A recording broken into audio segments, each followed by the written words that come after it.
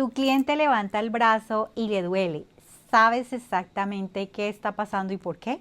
Hola futuras terapeutas de masaje, bienvenidas a una clase más. Y el día de hoy tenemos un tema que me apasiona. Me apasiona el mundo del masaje y todo lo que hay detrás de entender cómo funciona el cuerpo. Creé este canal especialmente para ustedes, para todas aquellas personas que viven en Estados Unidos y sueñan con ser terapeutas licenciadas de masaje y están buscando recursos para pasar el examen del EMBLES. Y aquí en este canal vas a encontrar las herramientas que necesitas para no solamente memorizar, sino para que entiendas cómo funciona el cuerpo humano. Y si quieres prepararte de manera personalizada conmigo, tengo tutorías individuales disponibles.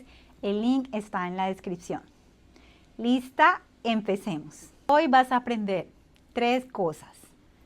La primera, ¿qué es el rango de movimiento y por qué es la herramienta más importante para evaluar a tu cliente antes de tocarle? Número 2, la diferencia entre los tipos de rango de movimiento. El movimiento activo, el movimiento pasivo y el movimiento resistido. ¿Y qué te está diciendo cada una de ellas sobre lo que está pasando realmente en el cuerpo? Y número 3, cómo interpretar el dolor durante cada prueba, para que puedas saber si el problema viene de un músculo, de un ligamento o de un nervio. Punto 1. ¿Qué es el rango de movimiento y por qué importa? El rango de movimiento es una evaluación de hasta dónde puede moverse una articulación en distintas direcciones. Flexión, extensión, abducción, aducción y rotación. Pero antes de que entiendas esto, quiero que sepas por qué esto es tan poderoso para ti como terapeuta. Porque cuando llega un cliente a tu consulta y te dice que le duele el cuello o le duele la espalda, pero tú simplemente estás adivinando porque el cliente toca el área, no estás haciendo realmente un trabajo terapéutico clínico. Aquí lo importante es saber es cuánto dolor tiene, dónde lo siente exactamente, si es un problema muscular, es un problema articular. Y esa es tu investigación. Esto es lo que te va a hacer distinguir entre un terapeuta de masaje que trabaja en un spa y de relajación o una persona con una terapia que tiene un plan. Así que, ¿cómo medimos el rango de movimiento? Los fisioterapeutas usan este instrumento que se llama goniómetro y se usa para medir el ángulo exacto del movimiento. Para el EMBLES no necesitas dominar el uso de este aparato, pero sí necesitas saber que existe y para qué sirve. Nuestro trabajo como terapeutas de masaje es observar, comparar y registrar nuestras observaciones. El movimiento se ve normal o se ve limitado. Hay compensaciones, hay dolor, y toda esa observación clínica es la que vamos a poner en el SOAP-NOPS en la parte de O. Y hay 4 cosas específicas que vas a evaluar en cada prueba. Número 1, la cantidad del movimiento. ¿Llega al rango normal o se queda corto? Número 2, la calidad del movimiento. ¿Es fluido o es segmentado? ¿Rígido? ¿Espasmódico? Súper importante, la presencia del dolor. ¿Cuándo aparece y dónde aparece? Y vamos a preguntarle a la persona con qué intensidad, es decir, que te describa del 0 al 10 cuánto lo siente. Número 4, los patrones de compensación. Y es cuando el cliente está tratando de evitar el dolor en esa articulación y usa la del otro lado para poder compensar, porque le duele mucho. Ahora hablemos de 2 términos que el examen del EMBLES usa mucho. La hipermovilidad, que es cuando el rango de movimiento es mayor de lo normal, es exagerado, y esto suele pasar porque los ligamentos o la cápsula articular están mucho más laxos de lo normal. Si esto te llega a pasar en la vida real y tienes un cliente hipermóvil, nunca fuerces más allá de su rango de movimiento, aunque pueda hacerlo. Y el segundo término es la hipomovilidad, que es totalmente lo contrario. Y es cuando el rango de movimiento es muchísimo menor de lo normal.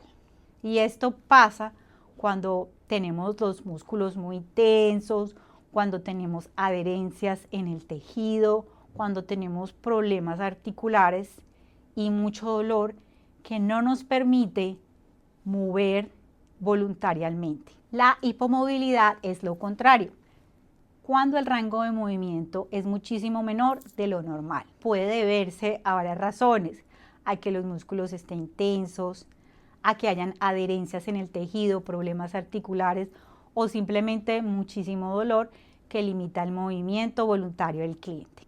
Y algo muy importante, siempre compara un lado del cuerpo con el otro. Empieza siempre por el lado que no le está doliendo para que tengas una línea de base. Aquí también es importante que recuerdes que lo que puede ser normal para una persona de 20 años no va a ser lo mismo para una persona de 80 años. Ahora vamos a ver el punto 2, cuáles son los tipos de movimiento que tenemos. El rango de movimiento activo, el rango de movimiento pasivo y el rango de movimiento resistido. Y este es el corazón del tema, donde el examen te va a poner a prueba con casos clínicos. Debes saber que el orden en que tú practiques el rango de movimiento sí importa. Pero el activo, luego el pasivo y luego el resistido. Rango de movimiento activo. El cliente mueve la articulación por sí solo, sin tu ayuda y sin resistencia. Tú simplemente observas.